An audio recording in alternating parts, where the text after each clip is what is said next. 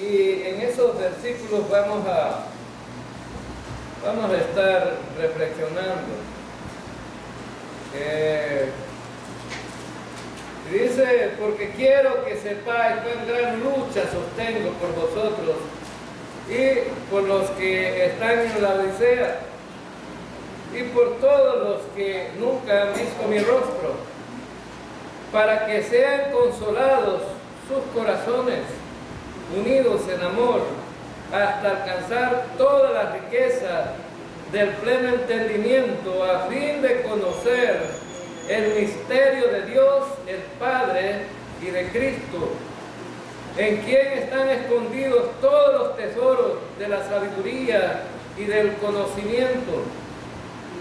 Y esto lo digo para que nadie os engañe por palabras persuasivas, porque aunque estoy ausente en cuerpo, no obstante en espíritu estoy con vosotros, gozándome y mirando vuestro buen orden y la firmeza de vuestra fe en Cristo.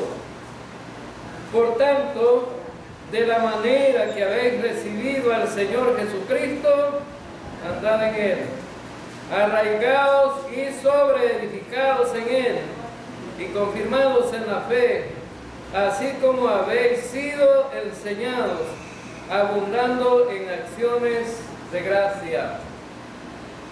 Bien, entonces el contexto de estos versículos que acabamos de leer es el capítulo 1, los últimos versículos. Sabemos que dentro de la iglesia de Colosas había entrado tres tipos de falsos maestros que estaban enseñando herejías a la iglesia. Ahora, pero Pablo empieza a hablar acerca de los agnósticos, y más adelante vamos a ver las herejías de los judíos y de los gentiles que estaban metiendo, ¿verdad?, otras cosas dentro de la iglesia. Es interesante que los agnósticos estaban diciendo que los creyentes necesitaban un tipo de sabiduría que era más elevada, si es posible, más que Dios. Un tipo de sabiduría que no la tenía cualquiera, solamente un tipo de gente especializado en el agnosticismo. Bueno, yo tuve la oportunidad de saber algo acerca de esto. Los agnósticos allá en mi pueblo llegaron hace muchos años y hacían reuniones secretas. En las reuniones públicas solamente iban las personas que todavía no tenían un entendimiento claro de las doctrinas que ellos enseñaban. Pero las reuniones secretas eran para aquellos que ya tenían un conocimiento amplio de la doctrina que ellos enseñaban, y había reuniones especiales donde ellos practicaban el salirse en espíritu del cuerpo. Gracias.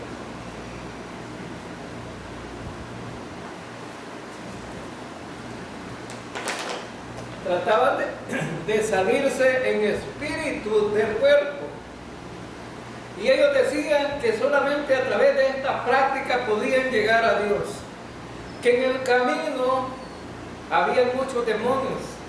Y que aquel que tenía el poder en espíritu de vencer los demonios era el único que tenía la capacidad para llegar a Dios.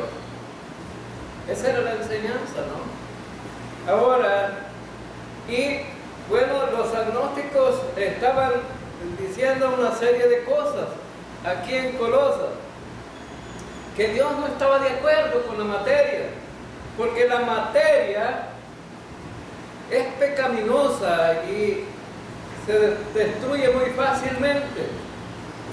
Y estaban enseñando que Cristo había venido, pero no físicamente, porque el Hijo de María, que había muerto en la cruz, no era el Hijo de Dios.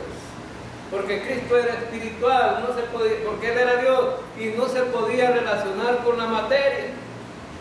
Ahora entonces, este tipo de herejía se estaba entrando en la iglesia de Colosas. Y el tema principal aquí, en estos dos primeros capítulos, es Cristo. Cómo los agnósticos estaban presentando a Cristo y cómo Pablo trata de explicar a los hermanos de Colosas cómo realmente es Cristo. Ahora, él en el versículo 27 del capítulo 1, él dice Pablo hace hincapié que Cristo en nosotros es la esperanza de gloria. Es decir, que no hay otra esperanza, porque si usted trata de salir en cuerpo astral para llegar a Dios, nunca lo va a lograr. Nunca lo va a lograr. Entonces, y esa era la doctrina que estaba enseñando. Ahora, y en el versículo, dice que Pablo presenta a Cristo como un misterio. Está presentando en esos últimos versículos a Jesucristo como un misterio que no se había dado a conocer a la gente. Ahora entonces, este gran misterio que tiene unión espiritual, ¿verdad? Unión espiritual con la iglesia, y que los demás no lo conocían, pero por eso Pablo, como aquellos eran tan misteriosos para enseñar las cosas, ahora Pablo dice, yo les voy a enseñar algo superior a eso que ustedes enseñan. Ahora, entonces, el contenido de esos versículos es el misterio de Cristo en vosotros, en una posición que ocupamos los creyentes. Ahora, entonces, no en un líder, no en un culto religioso, no en fórmulas secretas, no en filosofía, sino en Cristo. Cristo, el misterio en nosotros. Es decir, ahora nosotros tenemos, ¿verdad?, una posición, estamos en Cristo. Ahora, el objetivo de ese misterio fue anunciar a Jesús. ¿De qué manera era importante esto? Porque recuerden que ellos estaban diciendo que Jesús no era el que era, pero ahora Pablo va a explicar quién es realmente Jesús. Ahora, era importante resaltar a Cristo, porque en la mayoría de iglesias han descuidado también esto. Las iglesias pueden hablar de cualquier cosa, pero si en un culto no se menciona a Cristo, no sirve de Jesús. Porque para nosotros Cristo es lo superior a todo. Ahora entonces es la preeminencia en todas las cosas. Pablo lo está presentando a Cristo de esa manera. Él tiene el primer lugar en todas las cosas. Ahora entonces, ¿y por qué era importante? Bueno, porque la redención es a través de Cristo, hermanos. La redención es a través de Cristo. La transformación que va a ocurrir para nosotros en la resurrección fue porque así también fue resucitado Cristo. Entonces tenemos una estrecha relación con Cristo, y por eso es necesario proclamar a Cristo y darle el primer lugar en todas las cosas. Por eso Pablo dice en el versículo 28, ¿verdad?, como contexto de lo que vamos a estudiar, amonestando a todo hombre, enseñando a todo hombre en toda sabiduría, a fin de presentar perfectos a Cristo Jesús, a todo hombre, para esto también trabajo luchando, según la fuerza de Él, la cual actúa poderosa en mí. Entonces Pablo dice, mantengo una lucha y estoy luchando porque la fuerza poderosa de Cristo actúa en mí para hacerlo. Ahora, entonces, el problema dentro de las iglesias hoy día es que a Cristo lo han puesto abajo. Y Pablo lo quería poner en alto, siempre. A Cristo lo han puesto en bajo y a las demás cosas en lo alto. Por ejemplo, los diferentes movimientos religiosos poco hablan de Cristo. Hablan más de la prosperidad, del dinero, de la salud. Hablan acerca de los bienes materiales, de las cosas que puedes obtener si perteneces a cierta organización. Ahora, entonces, Pablo dice, necesitamos predicar a Cristo. Y donde quiera que prediquemos, debemos de exaltarlo a Él. Él se merece toda la honra y toda la gloria. Ahora entonces, por eso Pablo aconsejaba a Timoteo en el capítulo 4, versículos 1 y 2, dice: te encarezco delante de Dios y del Señor Jesucristo, que juzgará a los vivos y a los muertos en su manifestación y en su reino, que prediques la palabra, que instes a tiempo, fuera de tiempo, redarguye, reprende, exhorta con toda paciencia y doctrina, y sobre todo la doctrina de Cristo. Cristo debe de ser exaltado en todas las cosas. Entonces Pablo dice, bueno, quiero presentarles un misterio, y el misterio es Cristo Jesús. Entonces, porque en el Antiguo Testamento no se había hablado acerca de Cristo, literalmente como en el Nuevo Testamento. Había tipos de Cristo en el Antiguo Testamento y en algunos sermones que los profetas habían dado, habían hablado acerca del Cristo crucificado, martirizado, el Cristo en agonía, el Cristo que había sido presentado sufriente, pero no lo entendía. No lo entendía, no tenía la capacidad de entenderlo. Los profetas escribieron, pero no lo entendían. Ahora entonces vemos que era necesario entonces, y Pablo dice, ahora Cristo ha venido, y es un misterio que ahora lo doy a conocer a los hombres.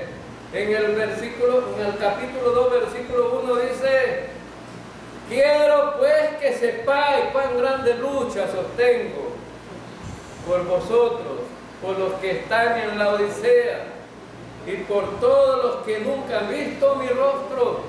Pablo estaba preso, pero él había hecho desde la cárcel una trinchera donde estaba posicionado para tener una lucha, una guerra con los falsos maestros, falsos predicadores.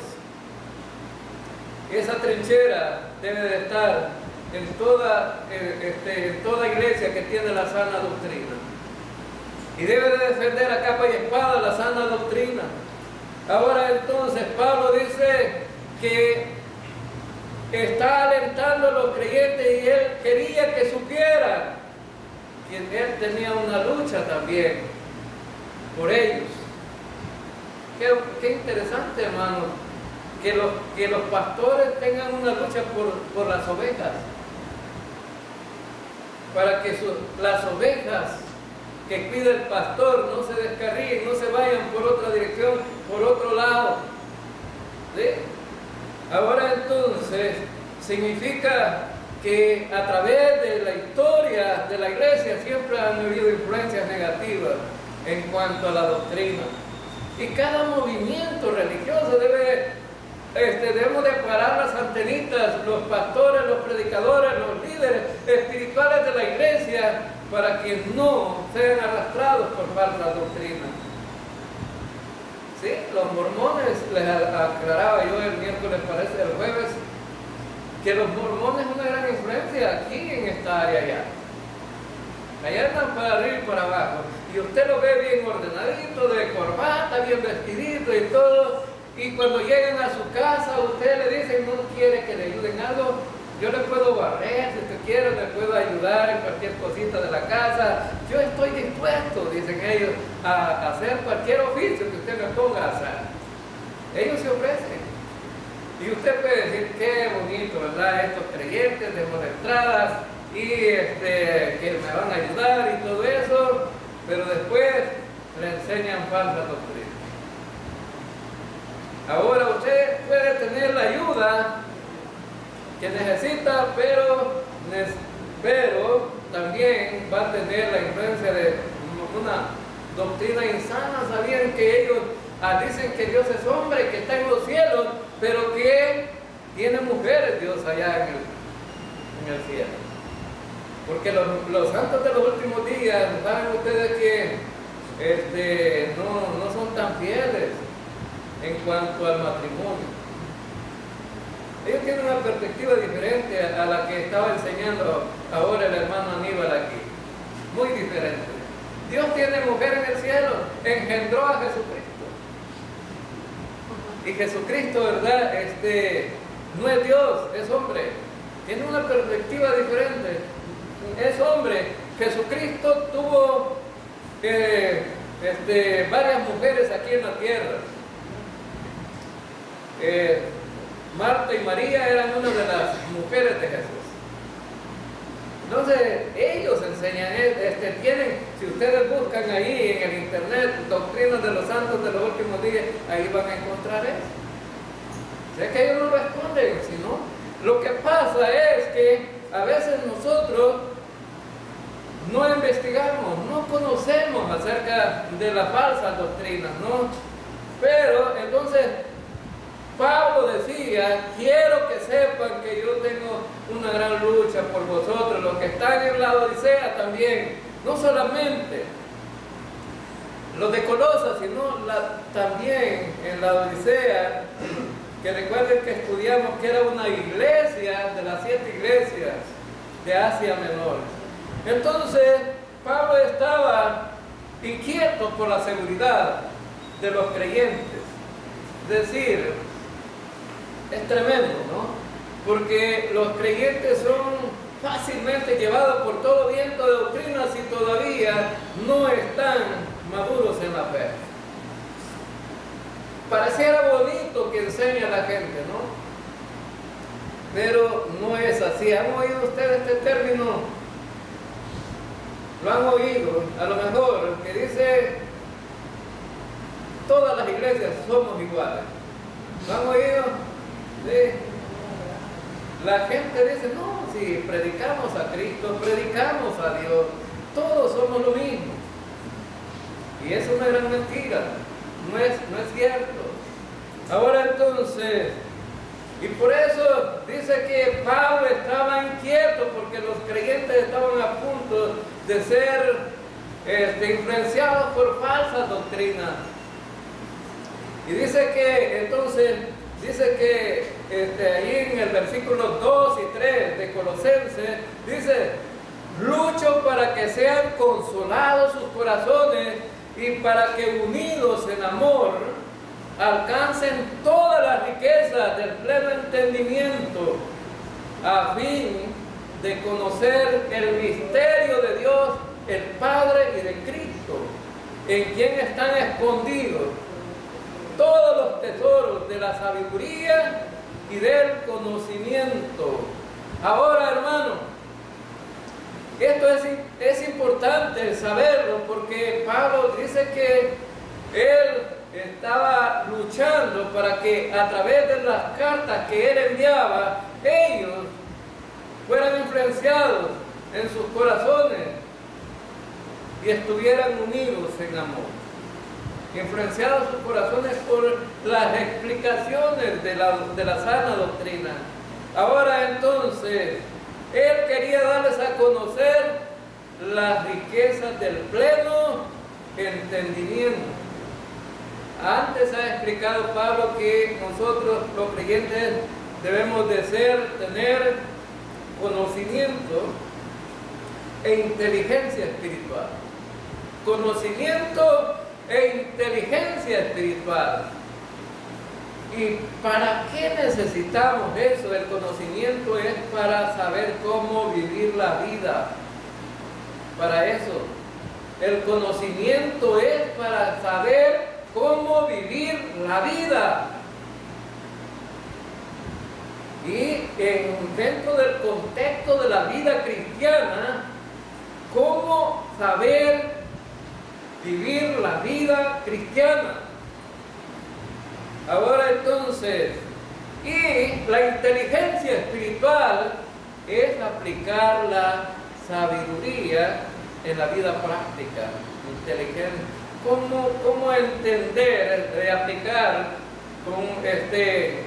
concretamente esa sabiduría que tiene con inteligencia en la vida práctica? Les voy a poner un ejemplo. ¿Cómo podemos aplicar la palabra de Dios con sabiduría e inteligencia espiritual? Hebreos capítulo 11, versículo 6. ¿Qué dice ese versículo? Porque sin fe es imposible agradar a Dios. Porque aquellos que buscan a Dios, ¿qué deben de saber? Cree que le hay y que Él es galardonador de los que le buscan. Vamos a aplicar la sabiduría aquí. ¿Cómo debemos de vivir la vida cristiana? Por fe. ¿Cómo debemos de vivir la vida cristiana? Por fe. Porque sin fe es imposible agradar a Dios. Es la sabiduría que debe tener un creyente. Sin fe es imposible agradar a Dios. Debemos de ser sabios en esto, ¿no? Ahora, ¿cómo vamos a aplicar con inteligencia espiritual ese mismo versículo? Como Dios me ha dicho que sin fe no puedo agradarlo, entonces voy a vivir la vida cristiana por fe. Y porque el resultado de vivir por fe, podríamos decir, yo no soy ningún tonto. Porque si el Señor dice que sin fe es imposible agradarlo, entonces voy a vivir por fe. Y además, dice Dios, tú tienes que creer que hay un Dios y que Él es galardonador de los que le busquen. Él recompensa a aquellos que le buscan. Él te premia por caminar por fe. Ahora entonces la inteligencia espiritual entonces te lleva a eso, a vivir la vida cristiana práctica por fe, y Dios te responde en esa práctica de la fe con galardones, te recompensa. Pablo les había dicho a estos hermanos que debían de vivir la vida, y ahora les dice, les doy a conocer la riqueza del pleno entendimiento. Quiero que entiendan cuál es el misterio de Cristo, y cuál es el misterio de Dios, y cuál es el misterio de Cristo. Ahora, ¿para qué vino Cristo a este mundo, hermano? ¿Para qué vino Cristo a este mundo? ¿Sabe usted para qué vino Cristo a este mundo? Si no tiene que saberlo, aprenda a saber para qué vino Él a este mundo. Y Él vino a rescatar a los pecadores. Él vino a rescatar a los pecadores. Ahora, y dice que coloca a Cristo como un cofre. Es decir, donde están escondidos todos los tesoros. Están escondidos todos los tesoros. Ahora, de la sabiduría y del conocimiento. Todos los tesoros de la sabiduría y del conocimiento. Es decir, los agnósticos estaban diciendo, bueno, nosotros somos sabios, somos lo máximo, sabemos qué hacer para llegar a Dios, pero Pablo dice, bueno, en Cristo está la sabiduría del pleno entendimiento de todas las cosas espirituales.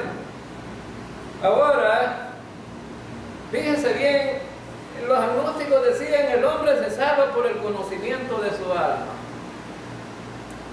Entonces tenían este concepto, ¿verdad? El cuerpo para nada vale. Y entonces y Pablo dice en Cristo, en el ser completo, en el Cristo hombre y Cristo Dios, están escondidos todos los tesoros de la sabiduría y del entendimiento. Ahora, entonces Él quiere animar a estos creyentes, y quiere animarlos en su corazón, pero cuando habla del corazón está hablando del intelecto, de la voluntad, de sus emociones. Lucho para que sean consolados en vuestros corazones. A base, entonces vemos que el corazón aquí está hablando prácticamente de su entendimiento de las cosas, de su razonamiento de las cosas, ¿no? Ahora, y dice que unidos en amor. La palabra unidos en amor es que cuando dos personas van juntas y van haciendo la misma función, van caminando juntas. Dentro de una iglesia todos los creyentes deberíamos de caminar juntos, con el pleno entendimiento de que hemos creído en Cristo Jesús y que su sangre nos limpió de todos nuestros pecados y tenemos todo eso en común y debemos de tener en común la doctrina también para caminar la vida cristiana. Ahora, entonces Pablo dice, bueno, que él quiere contrarrestar entonces esa herejía que ellos han presentado en cuanto a quién es Cristo y la sabiduría que ellos tienen. Entonces, por eso él dice, en quién están escondidos todos los tesoros del conocimiento. Entonces, Pablo le da énfasis a Cristo aquí. Y entonces, ¿por qué es tan importante esa preocupación que tenía Pablo? Porque dice en el versículo 4, esto lo digo para que nadie os engañe con palabras persuasivas. Yo creo que todo el mundo entiende, ¿no? Cuando es engañado. Me engañaron. Y algunos son engañados de diversas maneras, ¿no? Pero dentro de la iglesia estamos hablando de cuestiones doctrinales. A veces algunos quieren persuadirte de que no creas lo que crees. ¿Sí?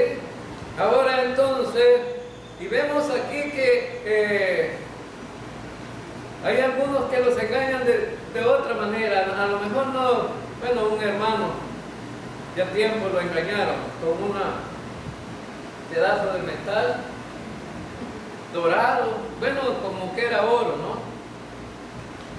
Había sido bañado de algún material que parecía oro. Y lo andaban vendiendo en $500, no, 500 colones, eran colones en ese tiempo. 500 colones lo andaban vendiendo, la barra. Imagínense cuánto dinero podía tener una barra que tenía como este tamaño y de grueso. ¿Y por qué este no lo va a vender a donde compran oro, no? No que lo andaba vendiendo en el pueblo. Pero a veces la codicia es mala, ¿no? Y aquel hermano dijo, con este pedazo de oro va a ser Cristo. Y se lo vendió. No tenía los 500 los colones, fue a prestar 300, solo andaba 200 y dio 500 colones. Y después andaba llorando, ¿no? Cuando vino donde el hermano Teo que le probara la barra de oro, no era oro, era un pedazo de hierro revestido de un material, ¿no? Como que era oro. Perdió 500 colones, ¿no? Lo engañaron. Pero la doctrina es útil también, te pueden engañar, pareciera que fuera algo bueno que te están diciendo y no es correcto. Ahora entonces, habían falsos maestros allí dentro de la iglesia para decirle a la iglesia, ¿no? Que los razonamientos que ellos estaban presentando eran correctos y no era verdad, estaban lejos de la verdad. Ahora entonces, pero vemos que estos creyentes no eran cualquier creyente.